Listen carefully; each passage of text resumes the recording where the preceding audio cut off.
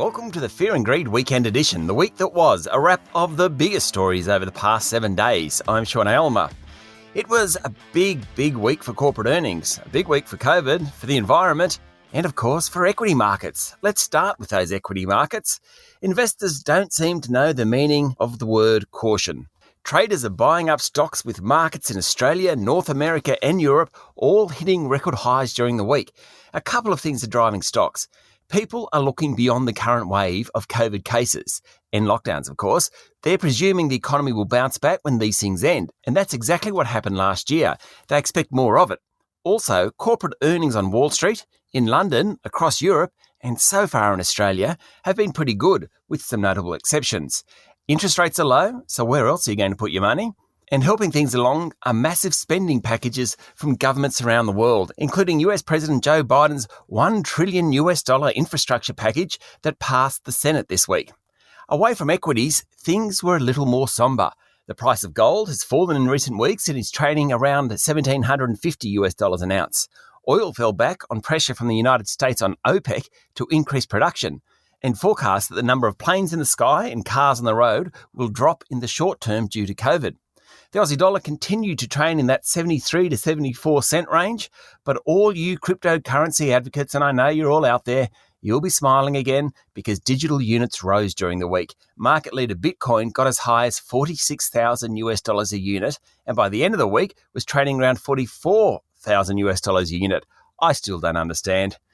Iron ore prices kept falling this week. That certainly took the heat out of the big three miners' share prices, but coal prices, they just kept going.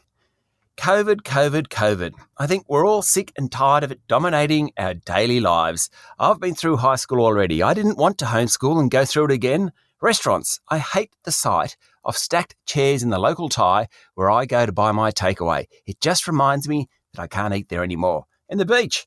I live more than 10 kilometres from my closest beach. I can't even remember what it looks like. Anyway, the COVID numbers keep climbing. New South Wales daily figures are measured in the 300s, with plenty of people infectious in the community, including a growing number of cases in regional areas. Premier Gladys Berejiklian changed her language this week, hinting at reopening the economy when people got vaccinated, rather than when there were zero cases. Prime Minister Scott Morrison wasn't impressed. He wants all the premiers to stick to the plan of reopening at 70% vax rates. Maybe the snap lockdown in Canberra on Thursday, affecting the lodge, will help him change his mind. Victoria's lockdown continued. The case numbers aren't out of control, but there are still people in the community catching COVID. Southeast Queensland isn't in lockdown, though it still has a dribble of cases. What's concerning, which keeps coming through in the Brisbane figures, is the number of children catching the virus. At least the Moderna vaccination got the green light this week, and the federal government said it will import 10 million doses before the end of the year. The economy is certainly slowing thanks to the lockdowns. National Australia Bank's business sentiment reading and the Westpac Melbourne Institute's consumer sentiment index both dropped in July. It's not surprising given the lockdowns, and it suggests investing will take a hit, as will sales, and that will hurt the economy. Nothing like a news poll to get the Prime Minister and opposition leaders' attention. The latest from The Australian shows the federal government in its worst electoral position since the bushfires of last summer, behind 53 to 47% on a preferred party basis. There was the story this week of the gambling addict who is suing Crown Resorts for $4.5 million, alleging the gaming giant breached consumer laws after he was encouraged to continue betting, even though he was in debt, and even though his mother had given Crown a call and said he should be banned. It's the first individual claim since the Victorian Royal Commission into Crown. Later in the week, Crown admitted in its final submission to the Commission that if its licence was suspended or it was banned, it would need to lend out its South Bank operations under the terms of its 99-year lease. In international news, it was a huge week for the environment. The most significant report on the environment globally, the United Nations Intergovernmental Panel on Climate Change's sixth report, said the world was likely to reach 1.5 degrees of warming by 2040, even if there were deep cuts in greenhouse gas emissions. The report found that human activity had already warmed the planet by 1.1 degrees Celsius since the Industrial Revolution. Sea levels had risen at a rate higher than the global average in recent decades. Snow cover and depth had decreased and were likely to fall further. United Nations Secretary-General Antonio Guterres said the report was a code red for humanity. It also said Australia, because it was an island, had been hit relatively hard. Australia's climate has risen about 1.4 degrees over the last 110 years, and that's meant hotter summers and colder winters. The prospect of ongoing peace in Afghanistan looks unlikely just weeks before the final US troops withdraw. Taliban insurgents have seized provincial cities as violence across the country escalates. The US Embassy in Kabul has told all US citizens to leave immediately. President Joe Biden said the US had spent $20 trillion in the country over the past 2 decades, and it was time to leave it to its own devices. Vaccination rates in European economies are rising. Both France and Spain have introduced a no vax, no play policy. Unless you're vaccinated, then you can't go to restaurants and cinemas and plenty of other places. While it has triggered riots in Paris, both countries have experienced a surge in vaccination rates in the past 2 weeks and now rank alongside Britain in terms of success. Maybe there's a lesson there for the local premiers. Amazon will start directly paying compensation to customers who are affected by dangerous products sold by independent sellers in its store. Amazon is under pressure over the safety of goods on its site. And China released a 5-year plan which will strengthen Beijing's control over strategic sectors, including technology and healthcare. The Communist Party Central Committee said it would expand government legislation and build a modern regulatory environment to meet people's ever-growing demands for a good life. I wonder who's defining what a good life is. It was a busy week in corporate Australia as earnings season went into full swing. Commonwealth Bank outlined a bumper profit and a whopping share buyback and dividend. The bank is doing well in the home lending market and the business lending market, and its share price hit a new record after Wednesday's announcement before falling back a bit. It's a strong result, but banks don't like low interest rates because it's harder for them to make money, and Afterpay and Apple are moving onto their turf. It will be a challenging year ahead. Suncorp said its insurance business, which includes GIO and AMI, had done very well and expected the trend to continue. Great for shareholders, maybe not for us that pay house and car insurance though. The group set the tone for the week. Big results, big dividends. Transurban, the toll road operator, said the cost of the Westgate Tunnel could rise by about $3.3 billion to $10 billion. That's what I call a blowout. COVID has hurt Transurban because people aren't using toll roads anywhere near as much. Put the Westgate debacle on top of that, and the company has had a pretty tough year. Energy giant AGL had a shocker. That's the only way you can describe it. It lost more than $2 billion last financial year, which included a massive $2.7 billion in write-downs. And it said things weren't getting much better. The group, which is about to split into two, one business for the coal-fired power stations and another for its retail and green assets, wants the government to put in place a framework for getting off fossil fuels. James Hardie said demand for its building materials had surged in North America, Australia and Europe.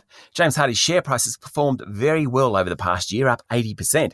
People stuck in their homes during lockdowns start renovating. Or some of those that want to move can't because of soaring house prices, so they start rebuilding. Nice little business, that one. Insurer IAG turned in a poor performance and its chair blamed the business operations. Yes, she took responsibility for it. Nice to see, especially when the result was so poor. AMP, once an icon of the business world in Australia, has a new CEO, and she said she wanted to cut superannuation fees, simplify the business, and ward off the barbarians at the gate wanting part of the funds management business. AMP announced a big jump in underlying profit. That was some good news after a pretty dreadful 12 months. In contrast, QBE announced a surge in profit and a big jump in its dividend.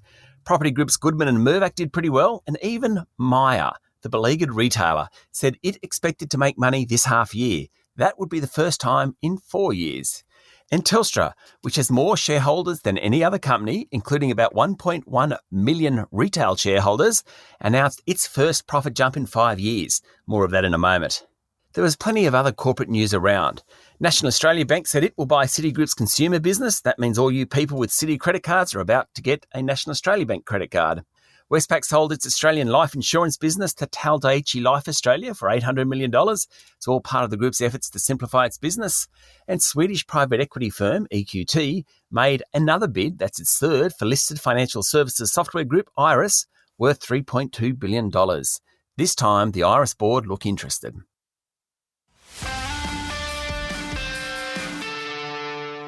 Now I get to the point in the program where I go through the biggest story of the week, the sleeper story, the most remarkable story, and my favourite story.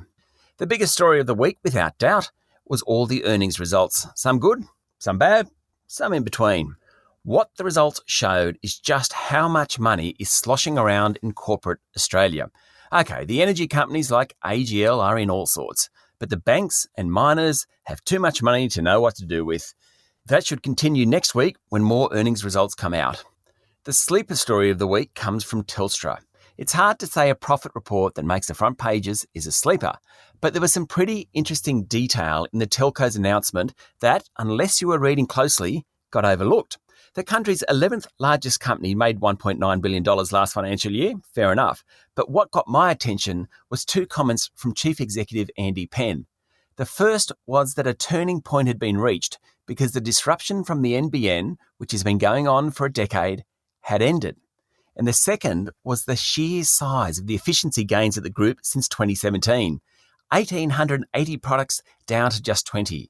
A reduction in the workforce of 25,000 people. Costs are down by $2.3 billion. A more efficient operation, less disruption in the marketplace. That should be good news for Telstra shareholders. The most remarkable story came from InvoCare, the funeral operator that owns brands including White Lady and Simplicity Funerals. Apparently those damn millennials are into virtual funerals. Is nothing sacred anymore? I'm being a bit rough here because COVID has forced people to hold funerals online and have digital memorials. Interesting thing, people spend about 10% on a funeral of what they do on a wedding. So that might be $60,000 on the wedding and $6,000 on the funeral.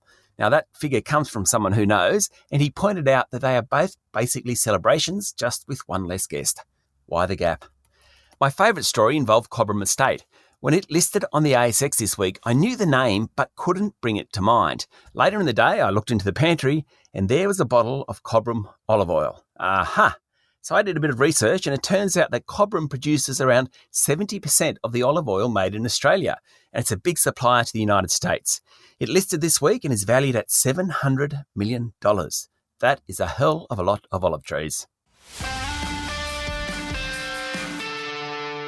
Moving on to this week's interviews, Monday's chat was with Elise Kennedy from Jarden Group. Elise is an expert on the Aussie tech sector, and we talked about which ones she liked best. Tuesday's conversation was with Megan Motto, Chief Executive Officer of the Governance Institute of Australia. We spoke about the need for diversity on the boards of big business, and new research suggests change is finally happening. On Wednesday, I spoke to Kate Pounder, the inaugural CEO of the Tech Council of Australia. The council includes some of the biggest names in the tech sector in the country, led by Tesla chair Robin Denholm, who is Sydney-based.